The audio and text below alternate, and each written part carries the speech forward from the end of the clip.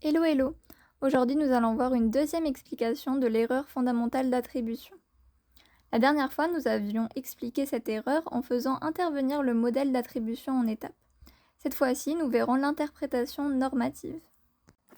En effet, plusieurs chercheurs se sont demandé si cette erreur fondamentale d'attribution était réellement une erreur, ou bien si elle relevait d'une norme sociale. Les gens utiliseraient des choix d'explication internes, c'est-à-dire dispositionnels, pour se faire bien voir.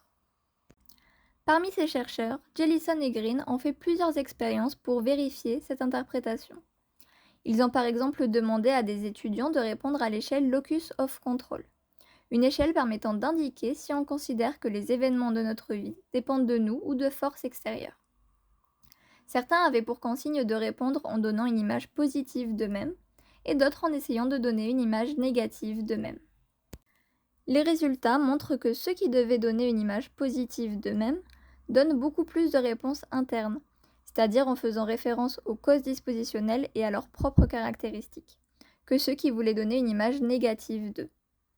Ainsi, cette expérience permet de montrer que les explications internes, mettant en jeu des causes dispositionnelles, permettent de donner une meilleure image de nous.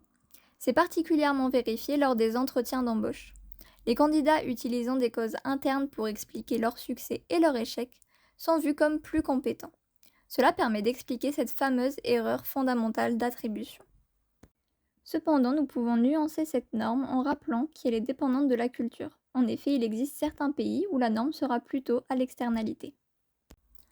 Voilà donc comment on peut considérer que l'erreur fondamentale d'attribution n'est pas une erreur mais relève plutôt d'une norme sociale.